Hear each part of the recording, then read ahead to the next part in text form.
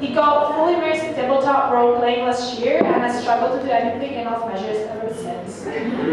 Also, Vivek was part himself of the Professor Credible Learning. He did, I think it was, he was, the day before yesterday, he did his own event at the Professor Credible Learning, exactly about this topic. So I think it's going to be really interesting. So just a very big round of applause for Vivek. Thank you.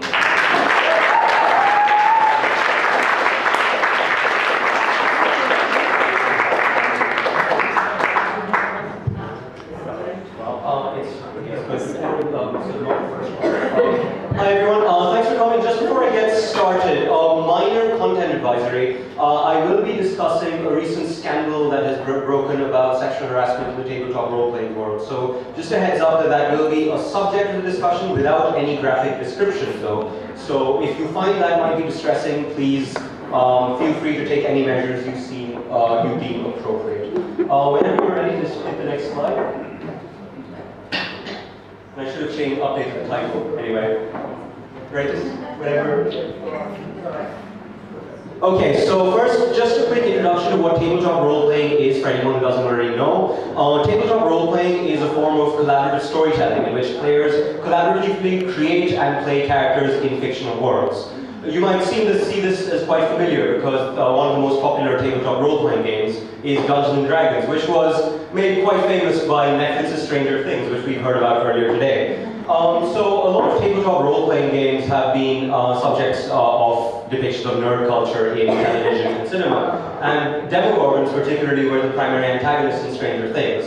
So tabletop role-playing is something that has become a mainstay of nerd culture, but is gradually becoming more mainstream now that celebrities themselves are taking up D&D amongst other things quite visibly. For example, Matt Mercer is a voice actor who runs the popular web series Critical Role, and people like Terry Crews, Judi Dench, and even science journalist Shamini Bandel are quite prominent D&D players online.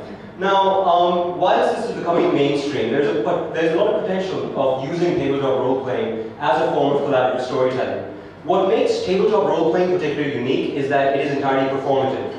For example, whilst playing, I can say that Marx, the communist barbarian, slams his fist on the table and denounces capitalism. True story. What makes this especially important is that this performative nature of tabletop role-playing allows players to invest in their characters and embody what is being performed.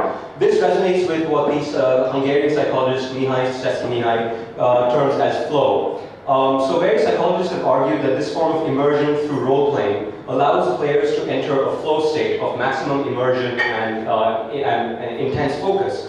And when you're solving creative problems in the fashion of these role-playing games, this level of immersion allows you to have what the game designer Jane McGonigal describes as an epic win, or a sensation of immense triumph, which develops through sustained motivation and focus on these creative problems.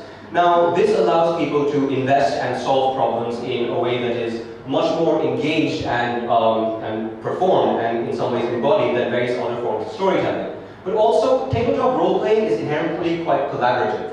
You are telling a story with other players and creating a world amongst yourselves. And this element of collaboration allows you to solve problems in a way that is truly much more egalitarian amongst players. And allows you to consider and incorporate different perspectives when you face narrative challenges.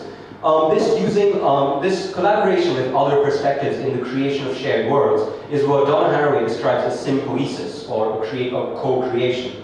And it is through this kind of performative sympoiesis that is achieved through tabletop role-playing that you can truly use new methods of approaching and solving very difficult narrative problems. Veronica mentioned an event that I ran earlier today, which I'll talk about later on. But what I'd just like to summarize for now is that this form of sympoiesis also allows you to consider the agency of non-human entities in tabletop role-playing, especially since a lot of the actions are determined by the results of die rolls. The dice themselves take on the significant narrative agency, which means that players who play tabletop role-playing games are immersed not just in their own narratives, but are immersed in the ethical significance and the autonomy of non-human entities. You can see how this would link to my work in the environmental humanities later on. But like I mentioned, this is intended to be an egalitarian forum. But this egalitarian forum presupposes an equal contribution by different stakeholders, which might not always be the case. Now, like I had alluded to in the beginning, there are problems in the tabletop role-playing community. Those of you who play D&D know the inherent racial stereotypes that derive from Tolkien-esque fantasy. And that is pretty much the case in Dungeons & Dragons, where orcs are always evil and are always hideous and dark and menacing. Similarly, there is a widespread problem of gender and misogyny in the gamer community. The gaming industry was racked by the Gamergate scandal in 2014, when Anita Sarkassian and Brianna Wu were subjected to online abuse because of their championing of women's rights and representation in gaming. Now, a similar Gamergate moment has happened in the tabletop role-playing community, when it was recently brought to light that various lead designers in the D&D community, like Zach S., who's pictured here, and the RPG Pundit, who's another anonymous D&D player, both of them were involved in a scandal of sexually harassing their co-workers and their partners, and also advocating very reactionary racist views and defending genocide. This was then swept under the carpet by the editors of D&D, and is a scandal that is continually sort of unfolding as we speak. Moreover, you might notice that D&D has a bit of a diversity problem. None of them are the same person, surprisingly enough.